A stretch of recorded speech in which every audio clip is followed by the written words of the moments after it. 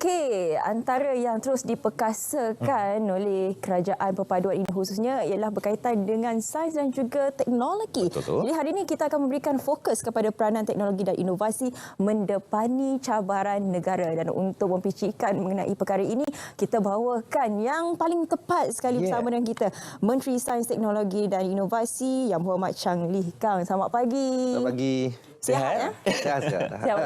Nampak bertenaga hari ini. YB, ialah baru tak lama dalam 8 bulan, baru saja 8 bulan memegang portfolio ini. Masa mula-mula masuk tu YB, apa antara isu, mungkin isu yang tertunggak yang YB boleh lihat? Saya nampak beberapa isu lah, ada beberapa fokus area yang saya harap boleh fokus. Antaranya adalah bagaimana kita boleh memastikan sains teknologi ini dia lebih dekat kepada rakyat. Itu sebabnya kita ada satu slogan merakyatkan sains, menginsankan teknologi. So itu adalah antara fokus kita lah. Bagaimana nak pastikan sains teknologi inovasi ini dia lebih dekat kepada hati rakyat. Jika YB boleh kongsikan juga dalam tempoh yang sesingkat ini, apa di antara pencapaian Musti sendiri? Sebenarnya Musti telah mencapai banyak achievement orang kata. Cuma dari dulu sampai sekarang dia memang mesti memainkan peranan untuk membangunkan sains teknologi ini dan bagaimana untuk mengaplikasikan teknologi ini dalam hidup rakyat. So banyaklah, boleh kata banyak. Sekarang kita dalam saya bagi contoh, sekarang kita dalam proses membangunkan vaksin manusia yang kita harap menjelang tahun 2030 kita boleh ada menghasilkan vaksin manusia lah. Itu antara yang usaha kita lah. Baik, mungkin boleh kongsikan juga peranan-peranan Musti dalam kita menyokong naratif ekonomi madani yang telah diluncurkan oleh Perdana Menteri sebelum ini. Musti memainkan peranan dari segi sebab daya cipta ini adalah salah satu teras utamalah yang di dalam Malaysia, konsep Malaysia Madani ini. So dalam daya cipta ini memang ada mesti memainkan peranan untuk mengarus perdanakan sains teknologi dan bagaimana aplikasikan teknologi ini dalam kehidupan harian. Itu pertama. Kedua, kita bagaimana gunakan sains teknologi ini untuk mengatasi masalah yang kita hadapi sekarang. Bukan saja Malaysia, malah global. Seperti contoh, bagaimana kita menggunakan sains teknologi untuk mengatasi masalah perubahan iklim. Dan juga bagaimana kita boleh menggunakan sains teknologi untuk menangani masalah food security. So itulah antara peranan yang boleh kita boleh mesti mainkan lah. Dan selain daripada itu, bagaimana sains kita boleh gunakan sains teknologi ini untuk raise the ceiling, iaitu membantu negara kita untuk dalam pertumbuhan ekonomi. Saya bagi contoh, salah satu usaha ataupun inisiatif Musti adalah kita telah menyiapkan satu pelan hala tuju untuk hydrogen economy roadmap. So dalam itu kita boleh mewujudkan satu masyarakat yang low carbon. Selain daripada itu, kita boleh mewujudkan lebih banyak peluang pekerjaan. Okey. Saya berminat dengan apa yang YB katakan sebentar tadi mengenai daya cipta. Ya, ia merupakan salah satu rukun dalam Madani. Tapi pastinya ia cabaran kepada pihak Musti sendiri apabila mendapati anak-anak muda tidak gemar sebenarnya untuk melanjutkan pelajaran dalam bidang STEM. Dan ini sebenarnya satu kebimbangan dan juga kerisauan kerana akhirnya kita tiada tenaga pakar dalam bidang ini. Bagaimana? Memang betul. Ini satu keadaan yang agak membimbangkan. Oleh sebab itu mesti mainkan peranan untuk mempromosikan sains di kalangan anak-anak kita, baik di peringkat sekolah rendah ataupun di peringkat sekolah menengah. Saya bagi contoh, mesti ada dua program flagship. Yang sebelum ni kita memang buat tiap tahun lah. Yang pertama adalah Minggu Sains Negara. Walaupun nama dia Minggu Sains Negara, tapi kami anjurkan program itu dari bulan April hingga bulan Oktober. Dia adalah satu inisiatif yang berlangsung selama 6 bulan. Ya. Dan dalam Minggu Sains Negara itu kami akan pergi ke setiap negeri untuk adakan karnival sains dan pameran dan lain-lain lah. So itu adalah untuk mencungkil bakat dan juga mempamerkan apa sains dan teknologi pada hari ini supaya boleh menarik minat anak-anak muda kita untuk lebih berminat dalam sains teknologi. Ya. Yang keduanya adalah Tech Olympic. Nama pun macam teknologi Olimpik. Oh, Tech Olympic. Ya. Oh, okey. Ya. Tech Olympic tu adalah satu pertandingan. Dalam tu adalah banyak robotik ke, coding ke, IoT, software ke. So itu untuk menarik minat anak-anak juga terhadap sains, dan dalam tu dia adalah banyak pertandingan robotik yang paling orang suka lah. Dia boleh ada perlawanan antara dua robot dan lain-lain. So itu adalah salah satu flagship juga untuk program MOSTI. Selain daripada itu, baru-baru ini kami ada satu cubaan baru, iaitu satu Innovaton. Kita namakan Innovaton. Program itu adalah satu TV reality show lah, yang mempamerkan inovasi rakyat. Okey. So itu adalah menarik. Yang itu menarik. Cubaan baru. Supaya kita boleh arus berdanakan inovasi juga. Okey, mungkin kita boleh bercakap mengenai program Innovaton tu sebenarnya. Kita tertarik sebenarnya untuk kita lihat kepada bakat-bakat baru dalam daya cipta ini. Mungkin Bapak boleh kongsikan juga bagaimana setakat ini penyertaannya dan bagaimana inovasi yang telah dikembangkan melalui program Innovaton itu sendiri. Ini adalah cubaan seperti yang disebut tadi. Ini adalah satu cubaan baru. Tahun ini baru kami laksanakan. Dan dalam program ini sebelum ini memang saya rasa mungkin program inovasi ini mungkin tak ramai kan. Kami adakan macam audition di beberapa negeri lah mengikut zon. So sebelum ni saya ingat boleh dapat sebab ada 8 episod. Setiap episod kita perlu dalam 7 orang inovator. So kurang-kurangnya kita perlukan 56 lah. 8 inovator dalam 7 episod tu, lepas tu final. So saya ingat mungkin dapat 200-300 sudah cukup ramai. Tapi yang sangat mengejutkan saya adalah respons sangat memberangsangkan. So dalam audition saja, termasuk yang register, termasuk yang walk in, lebih daripada 1,000 orang. So saya rasa memang di sana ada traction dia, ada tarikan dia. So kami buat lepas tu, selain daripada konten inovasi itu, kami juga sangat-sangat kita nak sangatlah untuk create satu platform. Kita ciptakan satu platform supaya inovator ni dia dapat satu platform untuk mereka tunjukkan, orang kata pitching kepada semua orang, ramai orang. So sebelum ni memang platform mereka kecil lah. Mereka sama ada dia bentangkan di depan VC ke atau di depan mana-mana agensi kerajaan. Tapi dengan adanya platform ni, dia boleh bentangkan di depan ramai orang. Ya, betul. Okey, Yang Berhormat, kita menyentuh sedikit mengenai ekonomi madani. Kita tahu hasrat ekonomi madani ini kalau boleh dilaksanakan sebelum 10 tahun. Tapi sinonimnya dengan MOSI ini, selalunya perancangan MOSI ini jangka masa yang panjang sebab ianya berkaitan dengan teknologi. Bukan boleh berlaku dalam sekali mata. Jadi bagaimana sebenarnya MOSTI menyahut seruan ekonomi madani ini? Memang selalunya dalam MOSTI Pelan Hala Tuju kami selalulah 10 tahun 20 tahun. Itu adalah orang kata nature of this ministry kan.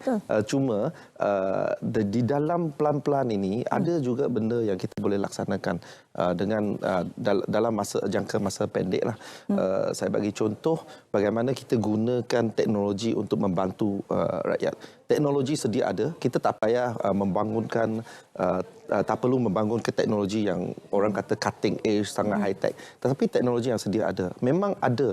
Sebenarnya di bawah MOSTI kami ada banyak agensi yang salah satu adalah Yayasan Inovasi Malaysia YIM. So di bawah YIM ini kita ada banyak program inovasi sosial, di mana kami membantu inovator-inovator di peringkat akar umbi.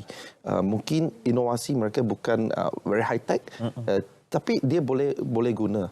Dia memang boleh guna dalam kehidupan seharian. Selain itu, kami juga ada, saya bagi contoh seperti angkasa. Kami ada MISA. Kami mereka satu aplikasi menggunakan teknologi angkasa ni, satelit ini, untuk mencari mana tempat ada ikan. Okay. So dia membantu nelayan dari segi itu. So ini adalah contoh-contoh bagaimana teknologi boleh diaplikasikan dalam kehidupan seharian rakyat. Ya, YB, bercakap berkenaan ekonomi ni, sebenarnya Malaysia sedia maklum telah menduduki tangga ke-20 dalam strong status ranking untuk kita memperkasa lagi syarikat pemula khususnya. Jadi apa yang kita boleh lakukan mesti di sini untuk kita sama-sama meningkatkan lagi ranking kita dan usaha kita untuk memperkasa ramai lagi syarikat pemula yang dapat memberikan manfaat kepada ekonomi Malaysia khususnya. Ya, tentang startup ini memang kami ada satu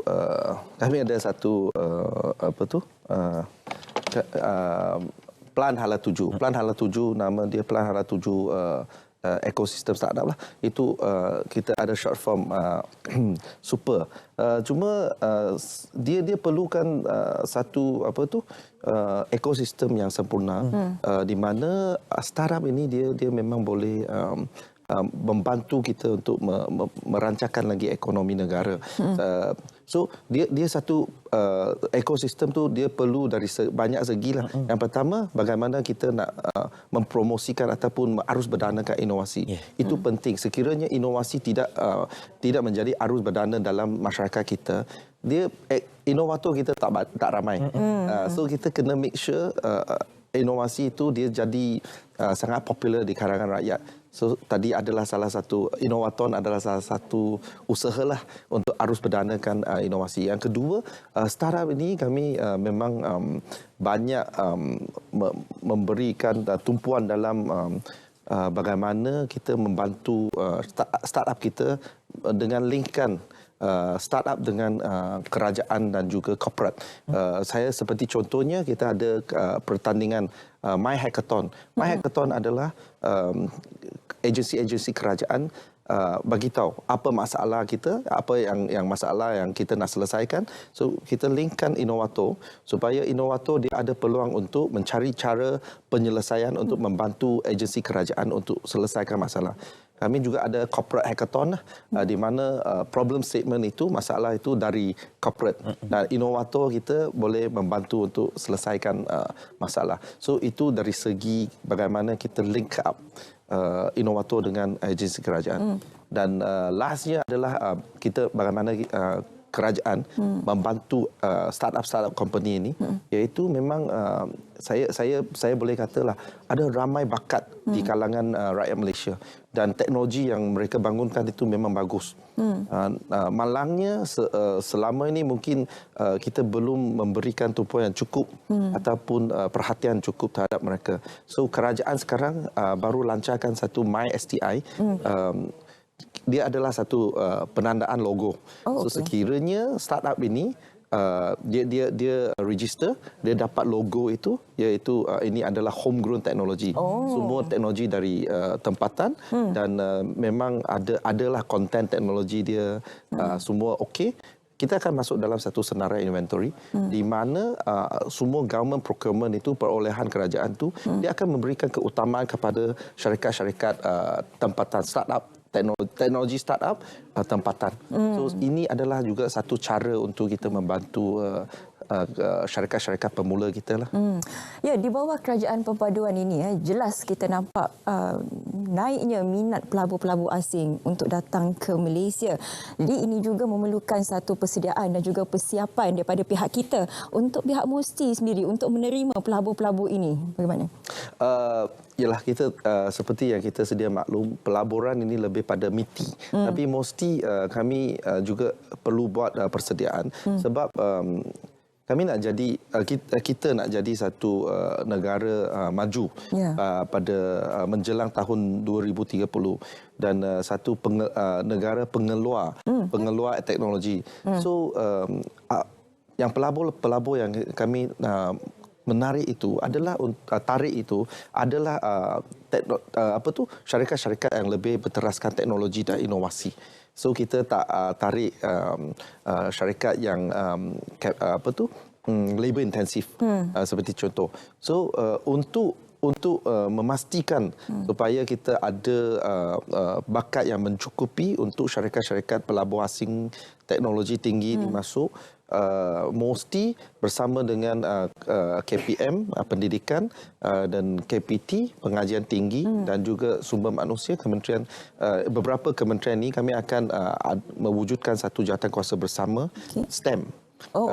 So STEM education seperti yang disebutkan tadi memang lebih kurang minat lah sebelum ni. Memang anak-anak kita dia kurang minat dalam science stream kan.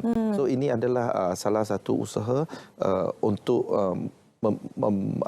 kita membangunkan baliklah ataupun menarik balik minat dari anak-anak kita lah dalam science stream. So dia melibatkan beberapa kementerian dan termasuk MOSTI lah. Ya, itu sebenarnya yang kita risaukan kerana anak-anak muda ini lebih berminat dengan industri ataupun sektor gig ekonomi dan akhirnya kita kurang tenaga pakar dan kalau ada pun tenaga pakar kita hilang mereka kerana mereka ni bekerja di luar negara. Itu pula satu isu yang berbeza yang Muhammad. Jadi bagaimana mungkin kita boleh kaitkan juga dengan sumber manusia isu mengenai gaji ini kerana belajarnya penat. Lagi-lagi kejuruteraan engineering tak habis-habis belajar tapi akhirnya bila keluar gajinya sama rata dengan yang lain. Betul. Ini adalah salah satu masalah yang kita hadapi dan bagi MOSTI sekarang memang kami menggalakkan supaya industri-industri terutamanya industri tradisional yang sebelum ini mereka menggunakan banyak tenaga kerja manusia tu dia upgrade. Dan saya bagi contoh seperti industri pertanian. Sektor pertanian ni dia memang agak tradisional lah. Sebelum ni gunakan banyak manpower dan kalau yang petani itu dia boleh upgrade sistem.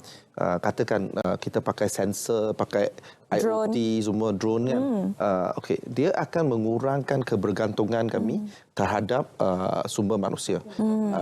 Pada masa yang sama itu adalah untuk kerja-kerja labor intensif. Tapi pada masa yang sama kita perlu pekerja baru yang dia ada skill set yang baru yang dia boleh maintain ataupun dia kendalikan sistem IoT, sistem sensor itu. So dia pada masa yang sama kita kurangkan kebergantungan pada pekerja asing dan pada masa yang sama juga kita menambah permintaan untuk kerja-kerja kemahiran tinggi. So dengan itu saya rasa dia boleh mengurangkan kalau tidak menyelesaikan masalah yang gaji terlalu rendah dan because kalau kita bandingkan gaji kalau kebanyakan pekerjaan itu dia lebih intensif, kita akan race to the bottom. Mana negara yang bagi gaji lebih rendah, dia yang labor intensive company ni dia akan masuklah. Tapi sekarang kita nak tarik pelabur yang teknologi tinggi. Perlukan tenaga kerja yang berkemahiran tinggi. So kita kena menambah permintaan untuk pekerja-pekerja berkemahiran tinggi. Isu gaji tu kita akan tanya kepada Timbalan Menteri selepas ini. Okey. Sebenarnya menarik untuk perkongsian Wabi hari ini untuk kita berkongsi berkaitan dengan dunia kita di Malaysia ini berkaitan dengan teknologi dan juga inovasi dan kita mengharapkan yang keadaan negara kita sebagai membangun ini dapat membuka mata ramai orang untuk kita meneruskan lagi agenda kita dalam aspek dalam konteks teknologi dan juga inovasi. Terima kasih diucapkan kepada YB Chang Lee Kang, Menteri Sains dan Teknologi dan Inovasi.